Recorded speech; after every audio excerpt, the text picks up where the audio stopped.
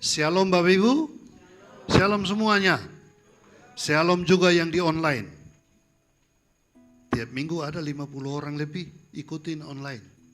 Bahkan karena disimpan permanen di YouTube, saya bersyukur bahwa saya akan terus berkhotbah selama YouTube masih ada. Karena itu disimpan. Jadi kalaupun 10 tahun, 20 tahun mendatang saya meninggal dunia, nggak apa-apa. Saya akan terus berkhotbah.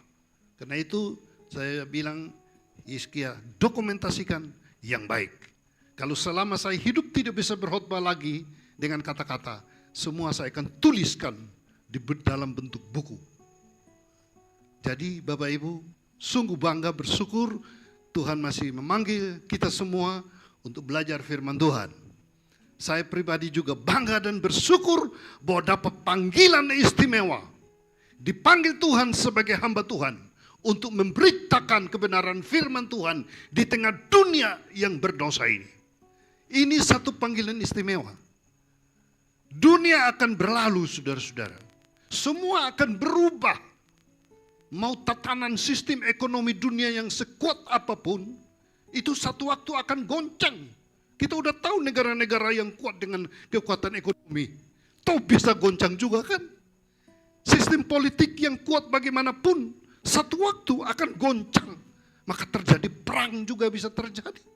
Jadi mau mana yang bertahan lebih awet, lebih kokoh? Ekonomi dunia, politik dunia, atau sistem tatanan kehidupan budaya dunia, sistem kehidupan masyarakat dunia? Enggak ada. Dunia ini memang hanyalah sementara. Dan kita harus tahu bahwa setan bertakhta di dunia ini dan ingin menyeret sebanyak mungkin manusia menuju kepada kebinasaan. Tetapi Tuhan kita Yesus Kristus yang adalah Allah yang hidup, Dia datang untuk mencari dan menyelamatkan yang terhilang. Bersyukur dan bangga kita pada generasi kita ini, saudara-saudara, yang di dalam catatan penduduk dunia dihuni oleh 7 miliar manusia lebih. Wih, miliar loh. Dan kita akan mengalami bonus-bonus demografi itu ledakan penduduk dunia di tahun 2040 sampai 2050. Itu dahsyat. Dan Indonesia termasuk satu negara yang akan ledakan penduduknya berlipat kali ganda. Manusia tambah banyak. Dilihat dari segi kebutuhan, wih, tambah susah. Tapi dilihat dari segi ekonomi, wih, peluang pasar tinggi, saudara-saudara. Nah, inilah keberadaan secara umum di mana kita berada ini. Tapi kita harus bersyukur walaupun dunia menjadi tantangan bagi kita, tapi di satu sisi kita bersyukur kita ditempatkan di tengah dunia semacam ini. Untuk apa? Menjadi pemberita-pemberita kebenaran. Untuk apa? Menjadi saksi-saksi Kristus yang hidup. Nah, saya mau mengajak kita semua Bapak Ibu, dengan tema-tema berseri, saya berharap bisa berkhotbah sampai di Desember, dengan khotbah berseri, yaitu mengenal Tuhan kita Yesus Kristus lebih dalam lagi. Bapak Ibu sudah kenal Dia sejak lahir, ya, tetapi saudara-saudara, kalau kita hanya mengenal biasa-biasa saja, itu tidak memberi dampak apa-apa bagi kehidupan kita, ya. Jadi mengenal dalam pengertian memiliki pengalaman dan hubungan yang dalam, ya. Beda ya Bapak Ibu ya. Mengenal sekedar mengenal atau mengetahui, dengan mengenal tetapi memiliki pengalaman dan hubungan yang dalam. Itu beda. Kita boleh kenal semua wanita di dunia cantik, mungkin seperti artis Hollywood zaman dulu, Marilyn Monroe. Itu artis terkenal. Saya udah 3 kali ke Hollywood, itu patungnya Marilyn Monroe itu ditaruh di sana karena dia artis paling top pada zaman itu kan. Oi, saudara-saudara, saya sempat berdiri di sampingnya dan foto juga. Oi, udah hilang fotonya. Kalau ada saya tampilkan bagi saudara. Ya, jadi apapun di dunia ini itu hanya tahu Marilyn Monroe, artis yang terkenal kan. Tapi saya tidak punya hubungan dengan dia kan. Saya tidak pacaran dengan dia kan. Mau juga siapa kita itu artis papan dunia itu. Maunya dengan bukan kelas miliarder saudara. Uangnya yang triliunan mungkin boleh gitu ya. Jadi ini yang masih lajang-lajang ini kalau mau naksir orang itu lihat-lihat dulu duitnya berapa itu kan. Kau dapat cewek mata duitannya habis dia. Enggak laku kamu ya kan. Nah, di zaman sekarang ini sudah. Jadi mengenal itu sangat penting. Setelah mengenal tahap pertama kita masuk lebih dalam. Di dalam hubungan yang lebih dalam lagi. Nah, berapa banyak orang yang hanya sekedar mengenal Tuhan dan kemudian menyangkal Tuhan. Banyak kita sudah dengar. Karena itu saya rindu jemaat itu, orang percaya, dan ini tugas kita semua, mendoakan, mengajarkan Yesus yang betul-betul Yesus, yang benar saudara-saudara. Yesus Kristus Tuhan dan Allah kita. Wah, saudara itu komplitnya begitu ya. Nah, karena itu ada dua tokoh di Alkitab yang komitmen pengenalannya menjadi pelajaran bagi kita. Itu dari Ayub. Ayub dalam Ayub 42 ayat 5 bilang apa? Dahulu aku mengenal engkau hanya menurut kata orang. Kata orang. Jadi mengenal Tuhan menurut kata orang. Orang siapa? Orang tua.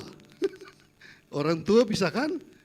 Kita ini kan mengenal Tuhan menurut kata orang tua. Yaitu turunan kan? Menurut kata orang, orang siapa? Orang istri, orang suami. Orang hamba Tuhan. Orang siapa saja. Dahulu mengenal Tuhan menurut kata orang.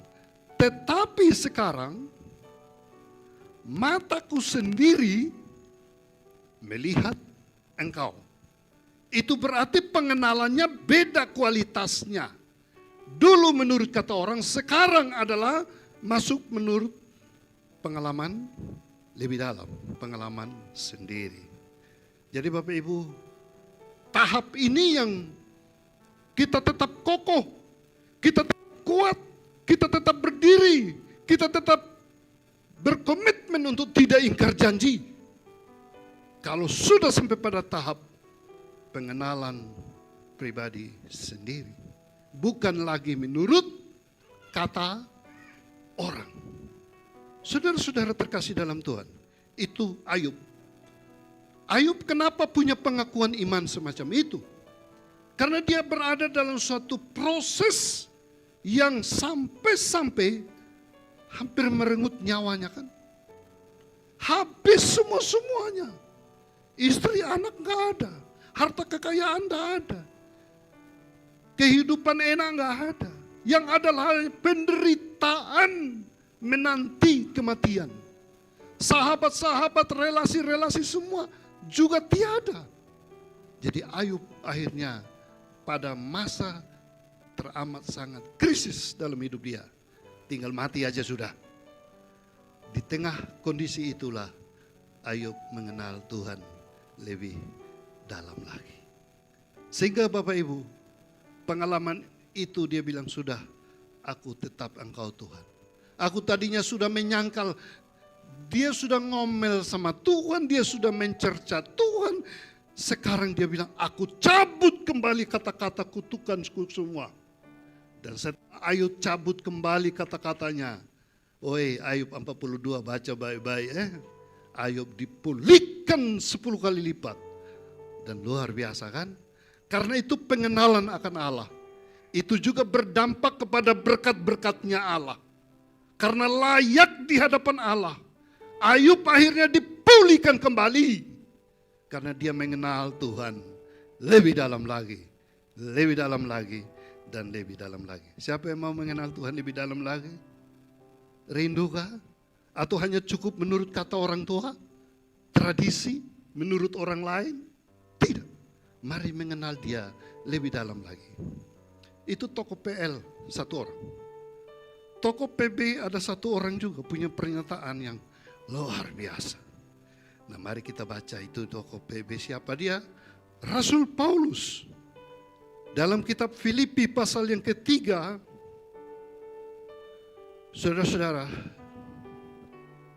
ayat yang ketiga sampai dengan ayatnya yang ke-11.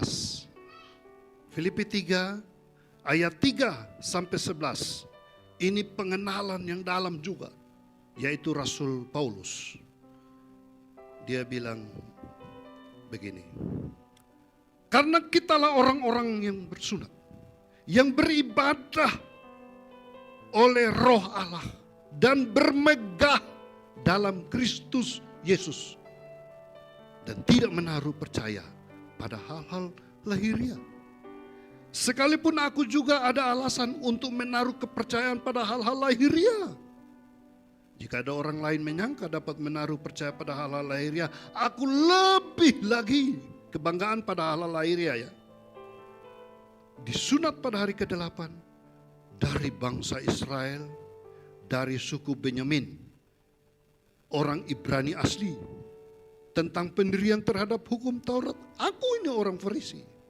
Tentang kegiatan, aku penganiaya jemaat. Tentang kebenaran dalam mentaati hukum Taurat, aku tidak bercacat. Itu kebanggaan halal lahiriahnya.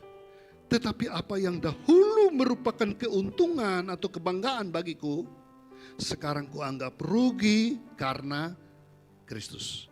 Malahan segala sesuatu kuanggap rugi karena pengenalan akan Kristus Yesus Tuhanku lebih mulia dari semuanya itu.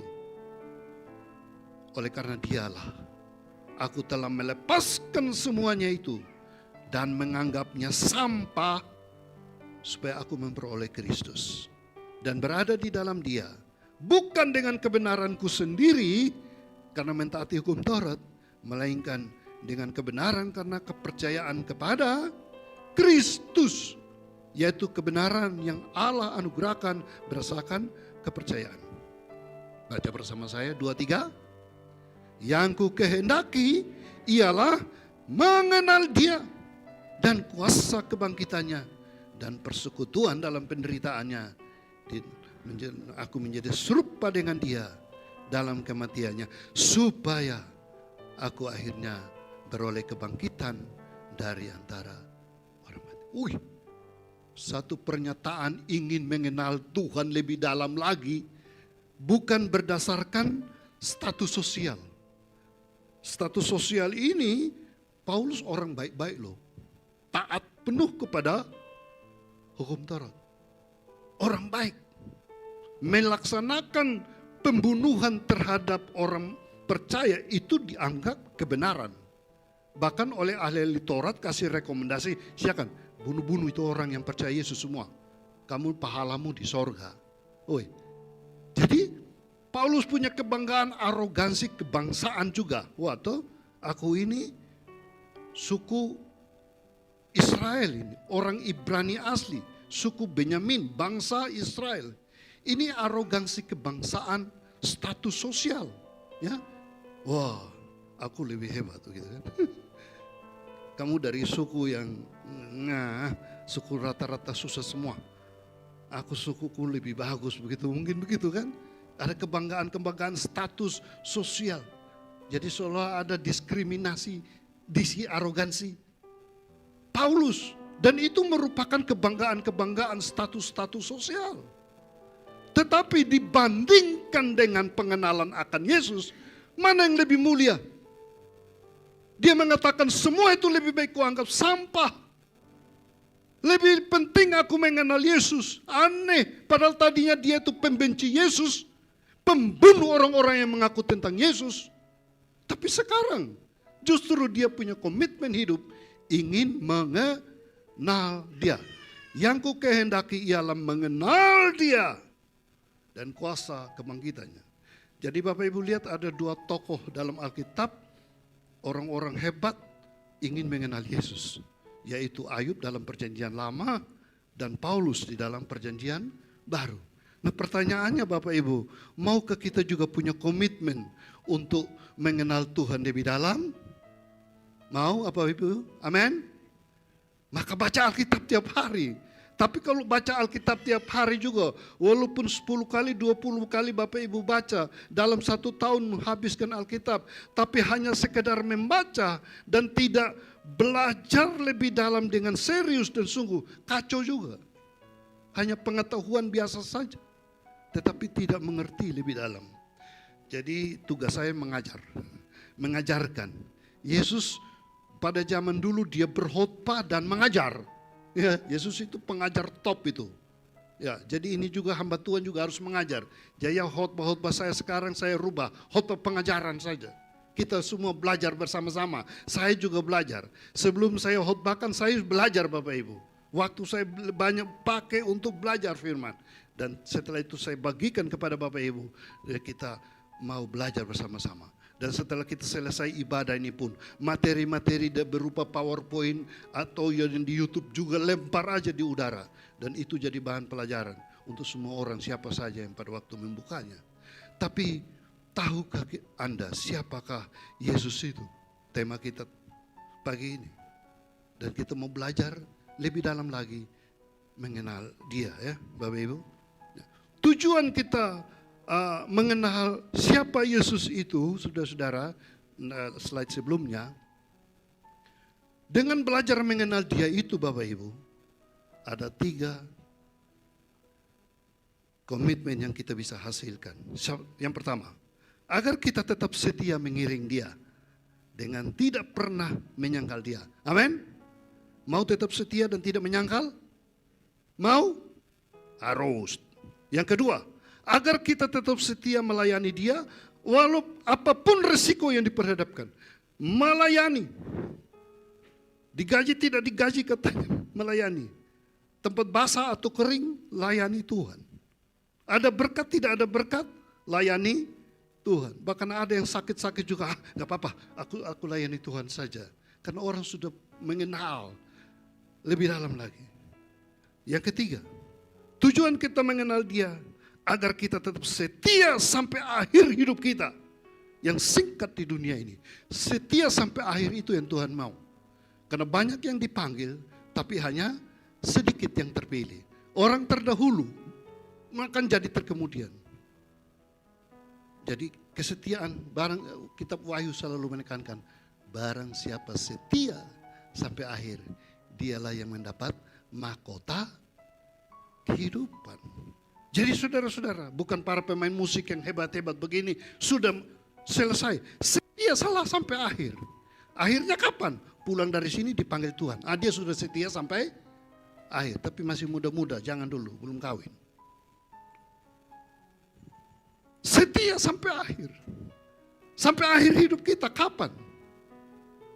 Hidup ini adalah kesempatan. Tidak tahu. Jadi saudara-saudara, mari kita belajar mengenal Yesus supaya kita mengiring dia, kita melayani dia, dan kita setia sampai akhir hidup kita. Nah, kita harus punya komitmen ini saudara-saudara, pengenalan kita. Seperti Paulus, seperti Ayub. Nah, kita mau belajar dari Alkitab hari ini.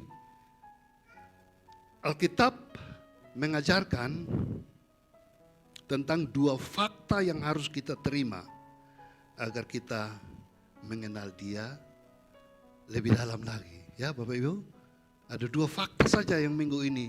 Coba kita lihat Alkitab perjanjian lama, perjanjian baru, siapakah Yesus. Ini kalau dijadikan kuliah Bapak Ibu ya, ini butuh 1 semester atau 2 semester belajar lebih dalam. Tapi kita mau belajar tiap minggu saja mengenal Yesus. Kalau ini faktanya lebih rinci lagi lebih dalam. Tapi 2 fakta secara garis besar. Fakta pertama tentang siapakah dia. Pertama, faktanya bahwa memang dia datang untuk menggenapi semua nubuat tentang dia. Ya. Fakta tentang Yesus Kristus Tuhan Tuhan dan Allah kita. Dia datang untuk menggenapi semua nubuat. Nubuat di dalam perjanjian lama itu Bapak Ibu, itu banyak, puluhan. Kalau Bapak Ibu kita mau belajar tentang nubuat, wah itu juga butuh 1 semester. Untuk bedah dari kitab Kejadian sampai Maleaki. Setiap kitab yang bicara tentang Yesus. Saudara-saudara, kalau kita baca Injil Matius, nah ini menarik, perjanjian baru dulu ya, untuk mengungkapkan tentang perjanjian lama ya. Bapak Ibu, saya ajak kita di Injil Matius pasal 1. Matius pasal 1 ini saya yakin Bapak Ibu tidak suka baca. Karena saya juga begitu, dulu nggak suka baca Matius pasal 1. Isinya itu apa itu ini Matius pasal 1? Aduh, cerita-cerita yang tidak ada guna menurut saya. Tapi menarik menurut saya di Injil Matius itu hanya pasal 1 ayat 5. Kenapa? Ya? Itu bagi saya Matius 1 ayat 5 itu saja menariknya buat saya. Karena ada nama ikan. Ya, itulah nama saya ada di situ saudara-saudara. Di Alkitab terjemahan yang lama, Salmon.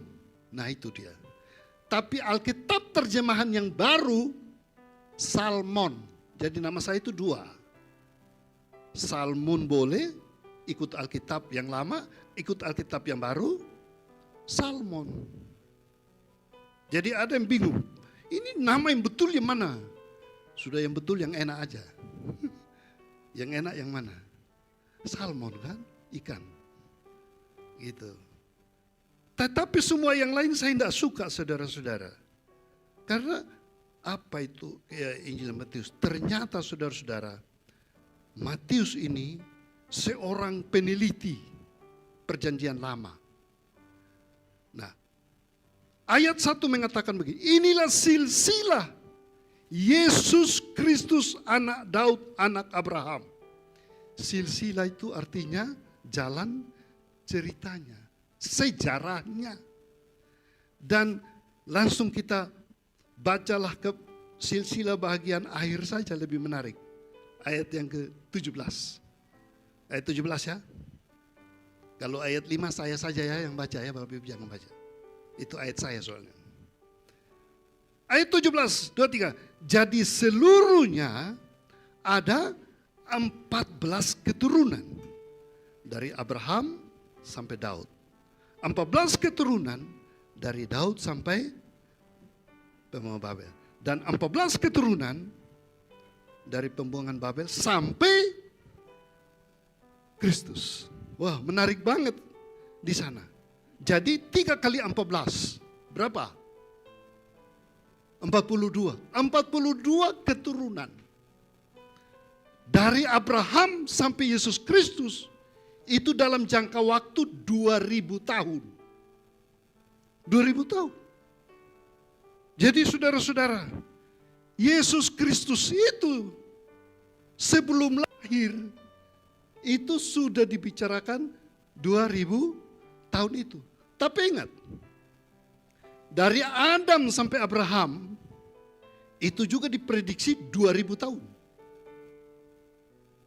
Sedangkan janji tentang penggenapan Yesus itu sudah dimulai dari Kejadian. Waktu manusia jatuh di dalam dosa. Nanti kita akan buktikan itu semua. Berarti Yesus sebelum lahir berapa ribu tahun kurang lebih? 4.000 tahun ya. Berarti ribuan tahun sebelum Yesus itu lahir itu telah dinubuatkan. Kalau Bapak Ibu ingin tahu lebih dalam, wah ini saya khotbah tidak akan mati-mati saya. Karena setiap nubuat kalau kita mau bahas dari kitab Kejadian sampai Maleaki perjanjian lama tentang semua nubuat di dalam setiap kitab, setiap nabi, setiap zaman. Aduh, Bapak Ibu sudah jadi mahasiswa teologi ya, wisuda dengan master, doktor ini. Kalau S1 saja ya, Ibu Yanti sudah S1, nggak cukup. Ini lagi Ray sama Mike baru semester A, masih kurang, belajar lagi yang banyak. Saya saja masih belajar untuk mengenal semua nubuat tentang Yesus itu. Dahsyat Bapak Ibu. Nah, waktu Yesus lahir itu saudara-saudara, itu para nabi menubuatkan dalam perjanjian lama. Waktu Yesus lahir itu, ada 7 nubuat digenapi pada waktu dia lahir. Saya tidak bahas itu. Ada 10 nubuat berkaitan dengan penyaliban. Ada 10 nubuat berkaitan dengan kematian Kristus. Kita tidak bahas 27 nubuat ini dari lahir sampai kematian. Ada banyak. Mungkin kita akan kutip beberapa nanti. Nah, saudara-saudara, inilah Yesus yang kita kenal. Dia datang untuk menggenapi nubuat-nubuat tentang dirinya, dia yang dinanti-nantikan. Dan itu merupakan rencana keselamatan Allah bagi dunia yang sudah direncanakan sejak semula. Bergenerasi-generasi bertahun-tahun. Wih, Tuhan kok sampai ribuan tahun itu ya baru digenapi. Itulah rencana Allah. Bagi kita sudah lama, tapi Alkitab mengatakan 1000 hari bagi manusia. Berapa hari buat Tuhan? 1 hari. Lah, ada yang, wah ini lepas saja nih. Semangatnya pendeta sampai lepas. Saudara, jadi kalau dari zaman Adam sampai Abraham 2000 tahun berarti berapa hari? Abraham tadi sampai Yesus Kristus berapa hari? 2000, 2 hari. Berarti sudah 4. Dari zaman Yesus sampai sekarang 2023 berapa ribu? Katakan 2000. Berapa hari? Loh, sudah 6 hari. Kalau mau menggenapi hari-hari kan hanya ada 7. Kita ini sudah 6 hari masuk hari ke-7 hari perhentian. Nah, ada yang menafsirkan ini tafsiran bebas, boleh betul boleh salah. Saya juga tidak percaya sih. Ada yang mengatakan begini, kita ini loh Tuhan Yesus sudah mau datang.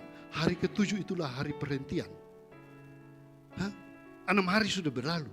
Sekarang masuk ke hari ke-7. Jadi orang Kristen akhir zaman ini masuk ke hari ke-7. Hari perhentian. Apa betul apa salah itu bukan tafsiran saya hanya tahu dengar saja. Tapi banyak orang mengatakan begitu. Tapi kita sudah di akhir zaman juga ya. Saya pikir-pikir beberapa pernyataan tanda-tanda akhir zaman itu kayaknya digenapi juga ya. Salah satunya Yesus mengatakan di akhir zaman akan terjadi gempa bumi. Sana sini. Saya pikir, loh dulu waktu kita masih kecil, saya masih kecil ya. Gempa bumi itu hanya gunung yang meletus. Sekarang gak ada gunung meletus pun gempa bumi. Patah-patah itu lempengan-lempengan bumi. Karena lempeng-lempeng bumi di bawah patah. Nah terus katanya bumi sudah tua. Tanda air zaman. Dosa semakin bertambah-tambah. Wih, betul di dunia ini kejahatan semakin bertambah-tambah. Tapi ya sudahlah, yang penting kita tidak tahu kapan waktu dan hari Tuhan akan datang. Hanya dalam iman kita sedang menanti kedatangan Tuhan. Apakah terjadi pada generasi kita atau nanti di generasi anak dan cucu kita? Apa 100 tahun lagi? Apa 1000 tahun lagi? Waktunya lama bagi kita, tapi bagi Tuhan hanya 1 hari 1000 tahun. Itu dalam rencana Allah. Yesus yang kita kenal, Yesus yang kita sembah, Yesus yang kita puji, yang kita agungkan, Yesus yang kita hormati, Yesus yang kita sebut, kita dengar setiap ibadah-ibadah kita. Dia datang ke dunia ini karena sudah dinubuatkan. Dan nubuat-nubuatnya digenapi semua Bapak Ibu. Dan kalau orang mau belajar, wow, dahsyat. Kita tidak bisa meremehkan, merendahkan. Siapakah Yesus itu? Waktu kelahirannya saja, kita sudah lihat ada beberapa tanda ajaib di sana. Di dalam Matius pasal 1, ayat 20 sampai 23, Bapak Ibu. Matius pasal 1 ayat 20 sampai 23 sudah menyatakan keajaiban di sana, saudara-saudara, ya. Jadi mari kita bersyukur. Nubuat-nubuat ini digenapi di dalam perjanjian lama tentang kelahiran Yesus. Saudara-saudara, Matius pasal 1 ayat yang ke-20 di situ mengatakan begini. Ketika ia mempertimbangkan maksud itu, maksudnya ini siapa ini? Yusuf yang mau ceraikan Maria. Malaikat Tuhan nampak kepadanya dalam mimpi dan berkata, Yusuf anak Daud. Kenapa disebut Yusuf anak Daud? Saudara, waktu itu Yusuf yang bapaknya bukan anaknya Daud, tetapi keturunan Daud yang sudah ribuan tahun itu, maka disebut Yusuf anak Daud. Janganlah engkau takut mengambil Maria sebagai istrimu, sebab anak yang di dalam kandungannya adalah dari keajaiban pertama dari Roh Kudus. Siapa dalam sejarah manusia yang terjadi dari Roh Kudus? Enggak ada. Adam diciptakan Tuhan dari debu tanah. Kemudian Tuhan menghembuskan rohnya juga, ya. Nah, itu Adam pertama. Adam kedua, tidak dalam hubungan biologis seperti normalnya manusia. Tapi tiba-tiba Maria sudah mengandung. Ini diakui. Sebuah kehamilan tanpa benih laki-laki. Itu sudah ajaib. Roh.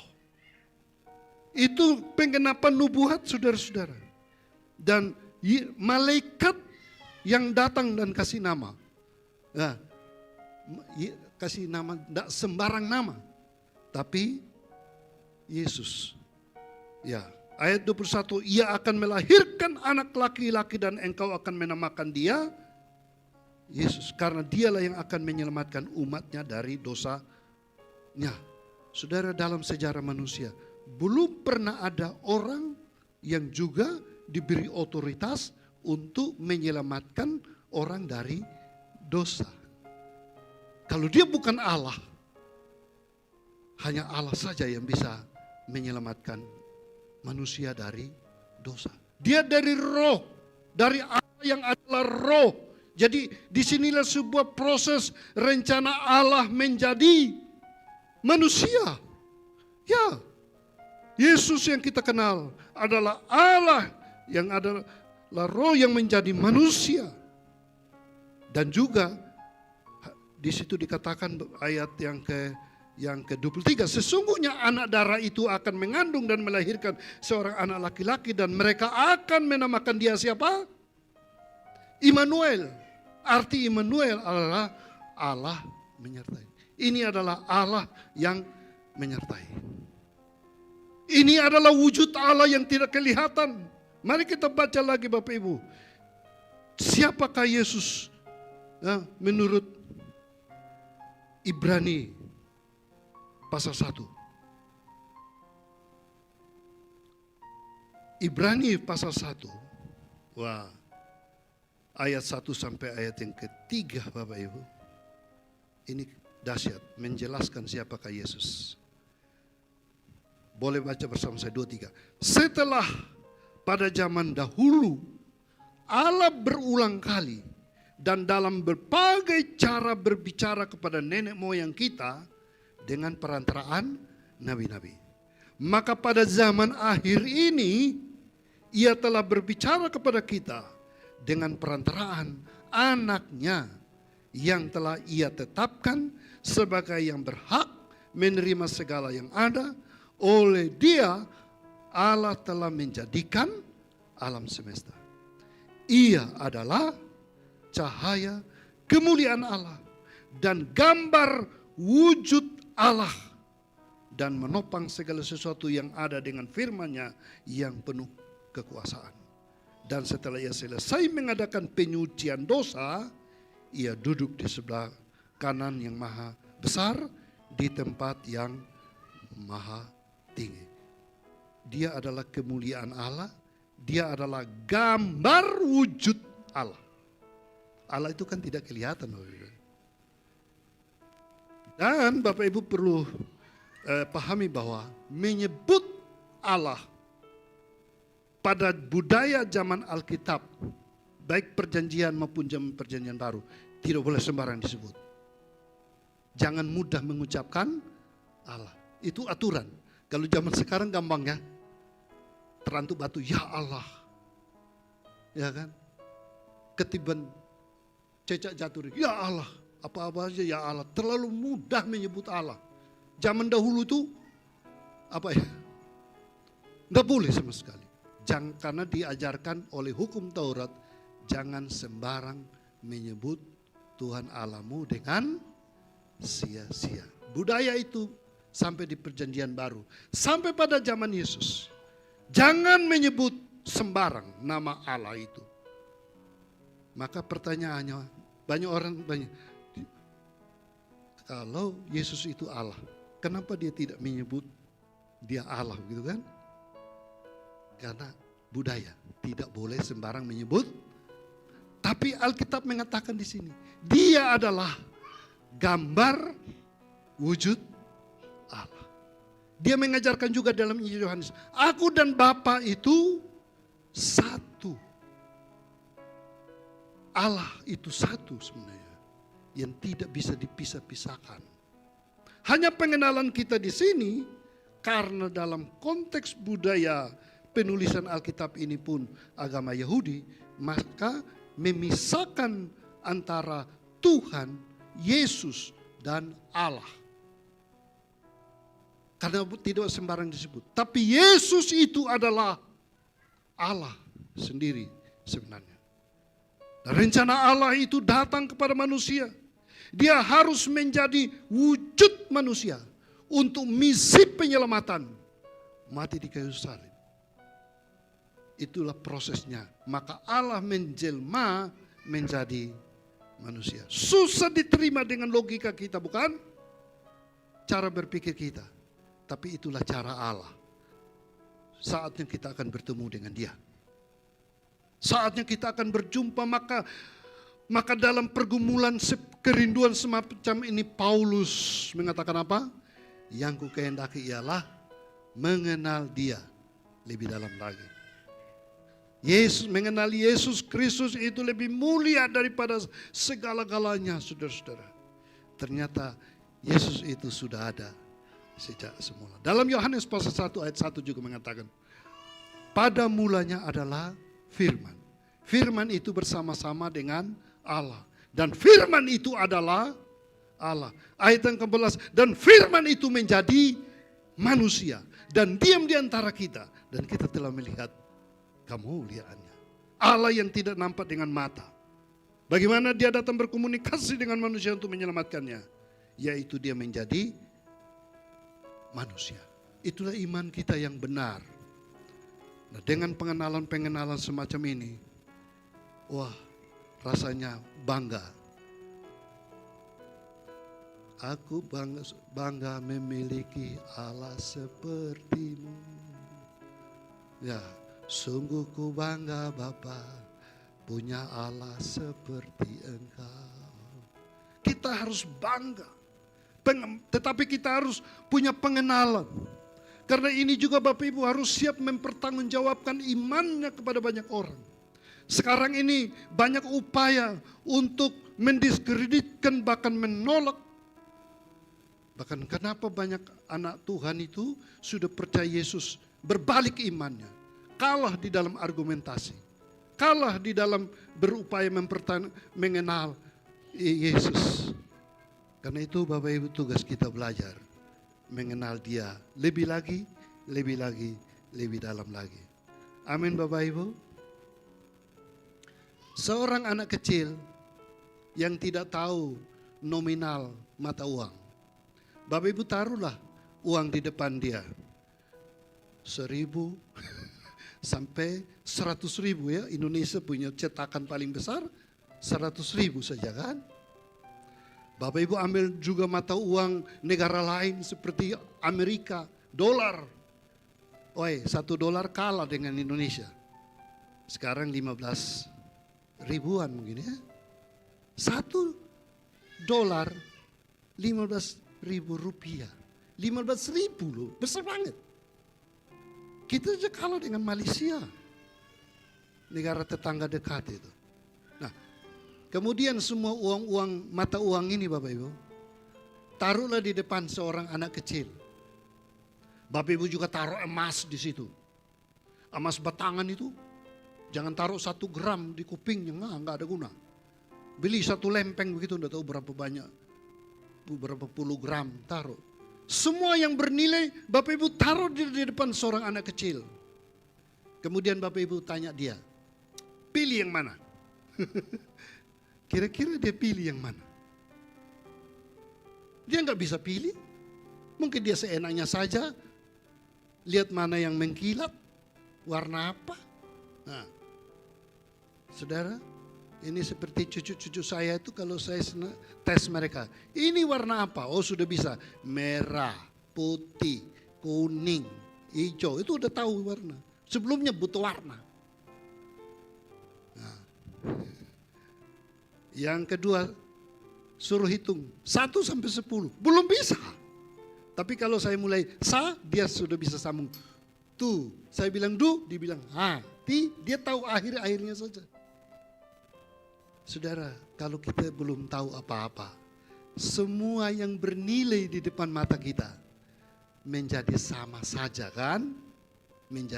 Bisa-bisa menjadi tidak berguna. Orang yang tidak tahu tentang Yesus Kristus yang benar, mereka mudah menolak Yesus Kristus, menyangkal Yesus Kristus. Tapi orang yang sungguh-sungguh tahu pengenalan yang jelas, bukan hanya mengenal secara pengetahuan dan logika, tapi mengenal dalam hubungan-hubungan lebih dekat setiap hari dengan Yesus Kristus. Dia tidak mudah digoyahkan oleh apapun. Seperti sejarah lagu saya mau iring Yesus, ya. Kuta ingkar. Misionaris yang dibunuh di sebuah desa di India karena mempertahankan Yesus. Kuta ingkar. Kenapa?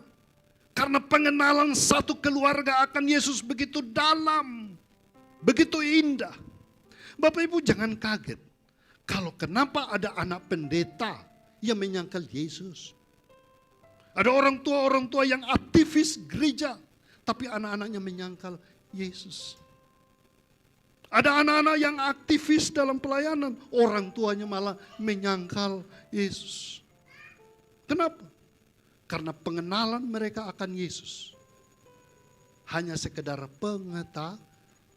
Bahkan lebih kaget lagi Bapak Ibu, ada pendeta yang menyangkal Yesus. Ada alumni sekolah teologi yang menyangkal Yesus. Loh, sudah sekolah Alkitab bisa menyangkal Yesus? Bisa. Karena hanya belajar pengetahuan, mengetahui secara logika, filsafat tentang Yesus. Tapi belum masuk pada pengenalan yang lebih dalam lagi. Maka Paulus mengatakan, yang ku kehendaki ialah mengenal dia lebih dalam lagi. Dan kuasa kebangkitannya, supaya aku juga memperoleh kebangkitan dari antara orang mati. Ini prihatin Bapak Ibu, oleh karena di zaman ini namanya orang Kristen banyak di mana-mana.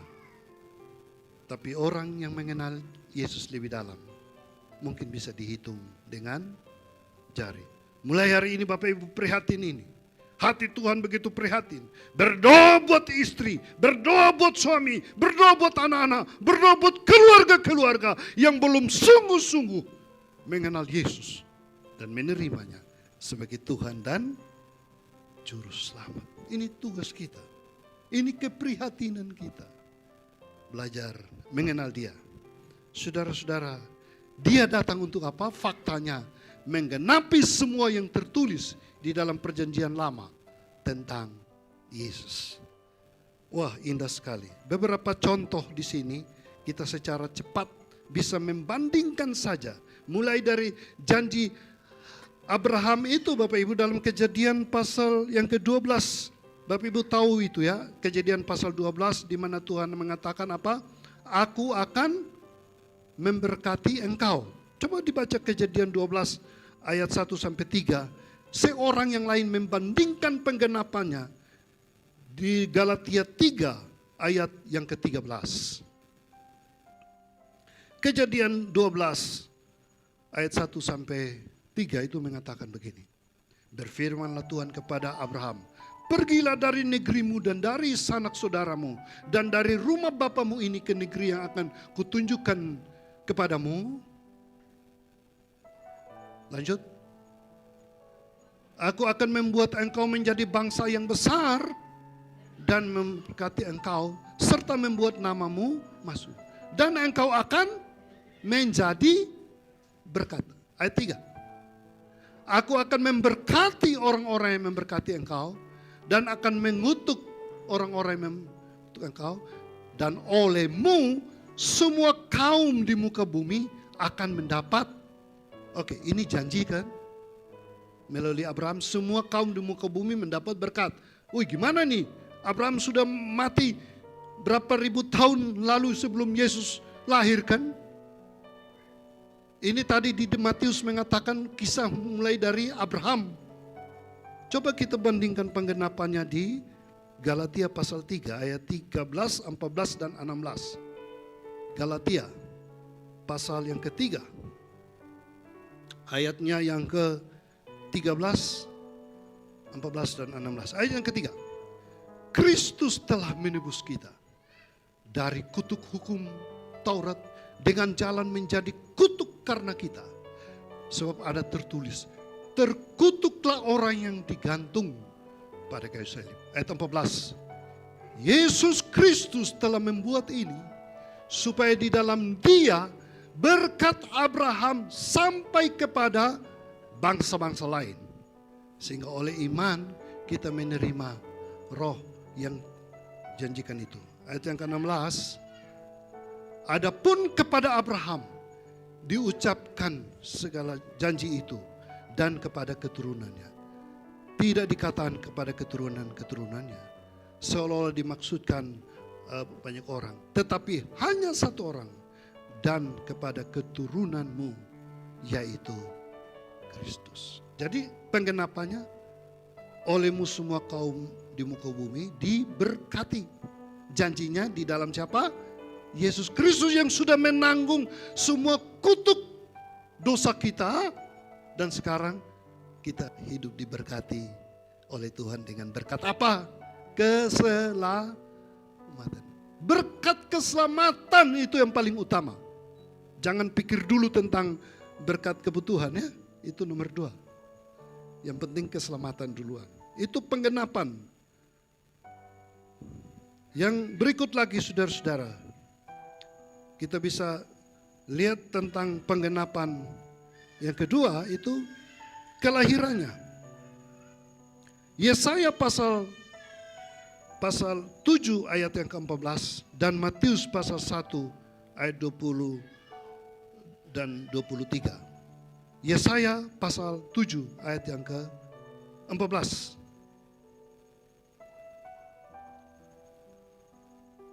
Dua, tiga.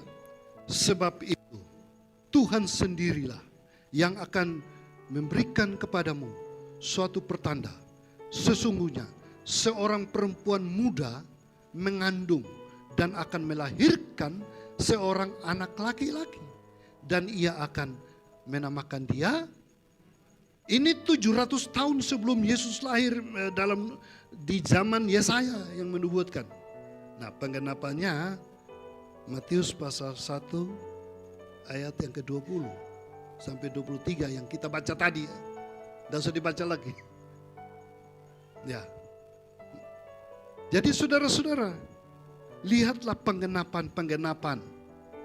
Dan dari 25 daftar penggenapan yang saya catat di sini, Kalau kita baca semua, Bapak Ibu sudah lapar. Jadi kita pending saja. Kalau ada yang mau minta pribadi boleh, tapi saya tidak mungkin khotbahkan semua di sini.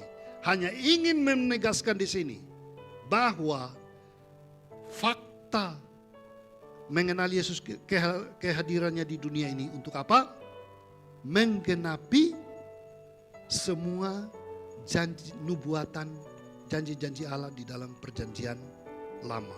Nah, mungkin yang paling awal itu kita satu lagi, Kejadian 3 ayat yang ke-15. Karena ini di zaman sebelum Adam, kok bisa digenapi di zaman Yesus. Kejadian 3 ayat 15, kemudian Ibrani 2 ayat yang ke-14. Tentang Yesus mengalahkan setan.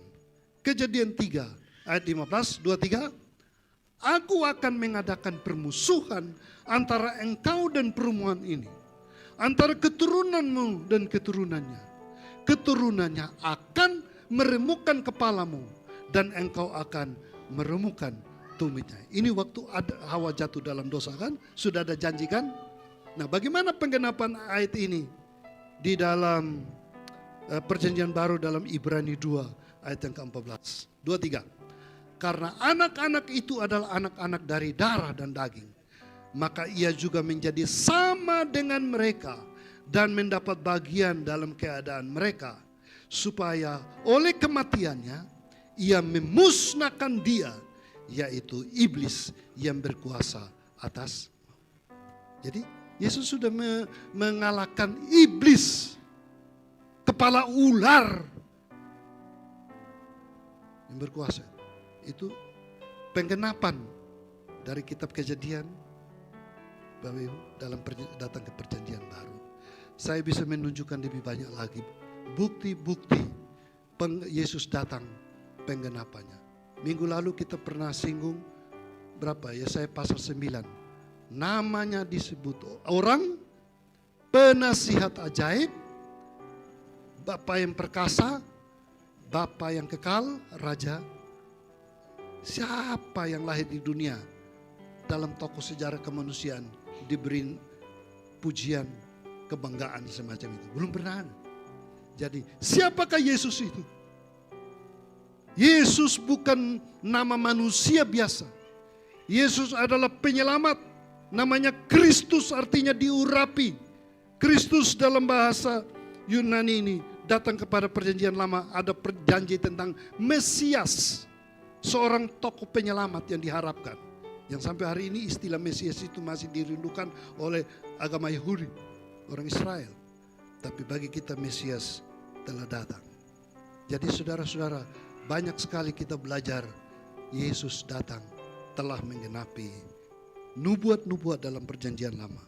Dia adalah Allah yang hidup, yang luar biasa. Fakta kedua, bagaimana, sudah cukup fakta kedua di minggu depan? Bapak Ibu datang dengar firman Tuhannya, amin. Dia datang, fakta kedua tentang Yesus Kristus yang kita sembah ini adalah dia memiliki pribadi yang unik dengan dua sifat, yaitu sifat kemanusiaan dan sifat keilahian. Nah, saudara, sifat kemanusiaan itu kita bisa baca di dalam, kembali ke Ibrani pasal 2 ayat yang ke-14 sampai ayat yang ke-16. Sifat kemanusiaan. 23. Karena anak-anak itu adalah anak-anak dari darah dan daging, maka ia juga menjadi sama dengan mereka dan mendapat bagian dalam keadaan mereka, supaya oleh kematiannya ia memusnahkan dia, yaitu iblis yang berkuasa atas maut. 15. Dan supaya dengan jalan demikian ia membebaskan mereka yang seumur hidup berada dalam perhambaan oleh karena takutnya kepada maut. 16. Sesungguhnya bukan malaikat-malaikat yang dikasihani, tetapi keturunan Abraham yang dikasihani. 17. Ada ayat 17. Itulah sebabnya, maka dalam segala hal ia harus sama dengan saudara-saudaranya, supaya ia menjadi imam besar yang menaruh belas kasihan, yang setia kepada Allah untuk mendamaikan dosa seluruh bangsa. 18. Sebab oleh karena ia sendiri telah menderita karena pencobaan, maka ia dapat menolong mereka yang saya paling suka ayat yang ke-18. Tuhan juga mengalami masalah-masalah kemanusiaan. Pencobaan yang kita alami juga dialami. Karena dia sendiri pernah dicobai, dapat menolong mereka yang dicobai. Jadi saudara-saudara, aspek kemanusiaan. Dia lahir seperti manusia, tumbuh berkembang seperti manusia.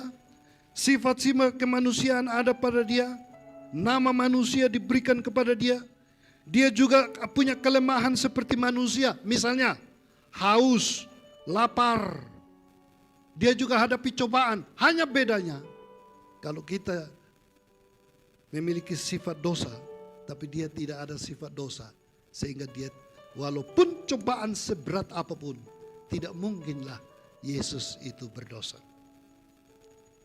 Kalau kita satu cobaan saja sudah berdosa ya. Oh, bapak-bapak jalan-jalan, ada cewek cantik, dia lewat dan dia main mata senyum. Ini cobaan ini. Kita berdoa, ya Tuhan jauhkan aku dari pencobaan. Tapi dia lewat lagi, main mata dan senyum-senyum lagi. Doa kita berubah. Kalau tadi jauhkanlah, sekarang Tuhan kuatkanlah imanku. Oh, kok beda kalimatnya. Kemudian yang ketiga kali dia lewat lagi, main mata lagi, ya. Kemudian senyum-senyum. Terus lebih dekat lagi, berdiri mepet-mepet di kita begitu tuh. Ini cewek cantik, ini godaan buat bapak-bapak.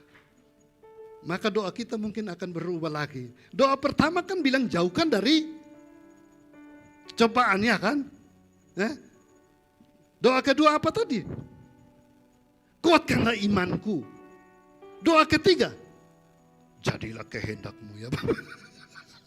Bukan menurut kehendakku. Ini doa berubah-ubah gara-gara satu orang ini lewat di depan kita.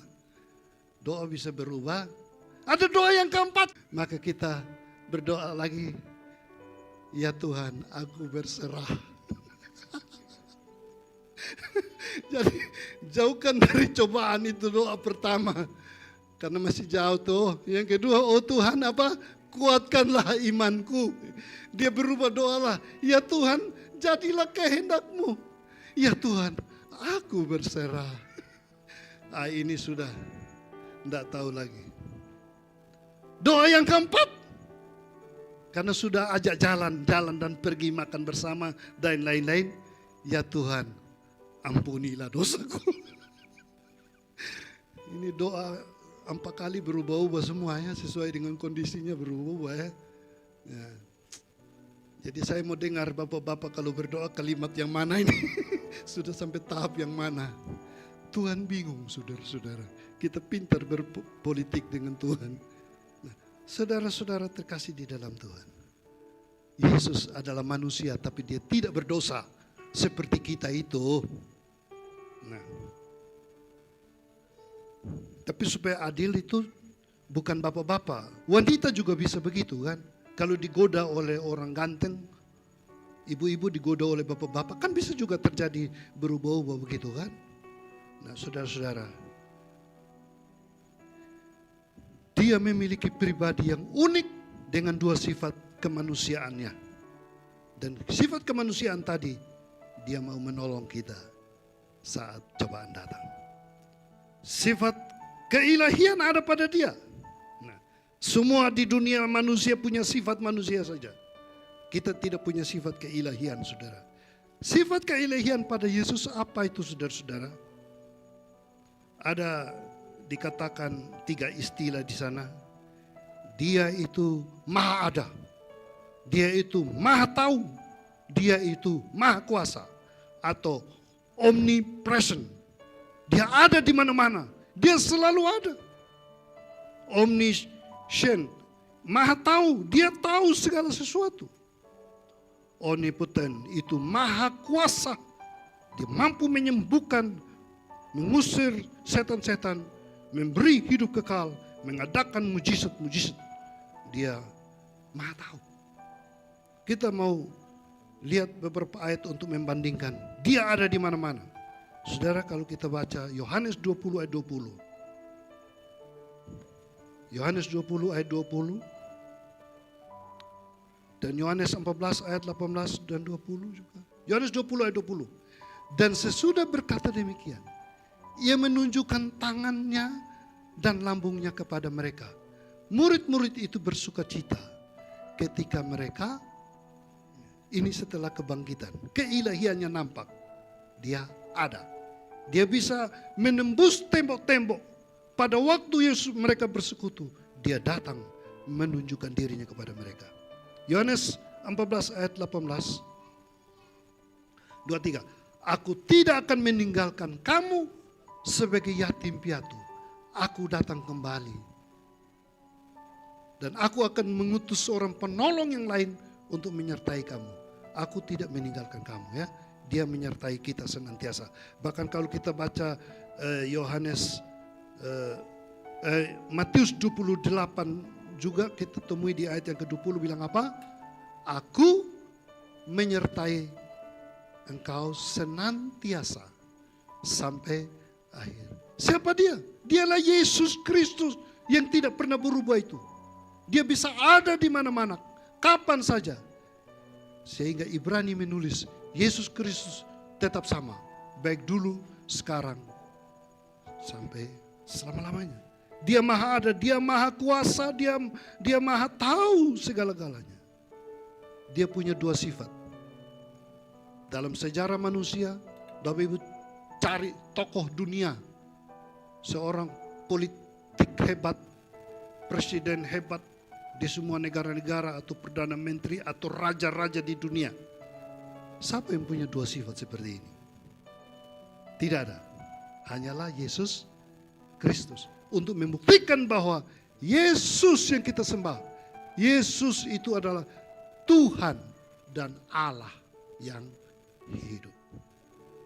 Kita bangga punya dia, punya Allah, ya. Jadi Yesus Kristus Tuhan, Allah yang hidup. Dua fakta bagi kita dengan mengenal Yesus. Dia telah dinubuatkan dan semua nubuat, ada puluhan nubuat PL tentang Yesus, digenapi semuanya. Dan dia memiliki dua sifat yang unik, kemanusiaan dan keilahian. Yesus 100% manusia, dia juga 100% Allah. Jangan berubah. Dalam ajaran saksi Yehova atau ajaran-ajaran sesat yang lain yang berkembang sekarang, memisahkan antara Yesus itu hanyalah alatnya Allah, jadi Yesus nomor 2. Yesus tidak punya sifat kealahan, jadi dia bukan Allah. Tapi Allah sungguh, Allah sendiri ada, Yesus lain. Orang saksi Yehova kan mengatakan begitu, saudara. Tapi Yesus yang kita sembah, dia adalah Tuhan dan Allah satu-satunya. Yesus Kristus Tuhan dan Allah kita yang hidup. Amin Bapak Ibu. Amin. Kiranya dengan pengajaran kita, ini membesarkan hati kita. Yesus yang di dalam diri kita, dia teramat mahal. Amin. Dahulu hanya menurut kata orang, aku mengenal engkau. Tapi sekarang aku sendiri mengenal engkau. Saya berdoa sungguh-sungguh. Nanti saya akan berdoa, tidak sekarang tapi di rumah saya akan berdoa. Menyebut setiap nama Bapak Ibu yang ada di grup WA. Saya berdoa supaya Roh Kudus berkarya bagi Bapak Ibu semua. Menanamkan firman yang hidup ini. Karena firman inilah yang memberkati kita, menguatkan kita. Bapak Ibu tidak punya harta kekayaan dunia yang berlimpah. Tidak punya apa-apa yang bisa dibanggakan dalam dunia ini. Karena semua akan berlalu. Tetapi yang satu ini tidak boleh berlalu. Yang harus dipertahankan. Yesus Tuhan dan Allah kita yang hidup. Yesus Tuhan dan Allah kami. Engkau Engkaulah yang menerima pujian, hormat dan kuasa, sebab Kau telah ciptakan segalanya. oleh karena Oleh karena kehendak-Mu, semuanya itu telah ada dan diciptakan untuk kemuliaan-Mu. Terpujilah Hosana, Hosana, terpujilah Tuhan, terpujilah Tuhan Yesus. Hosana, terpujilah Tuhan, terpujilah Tuhan Yesus. sekali lagi katakan Yesus Tuhan.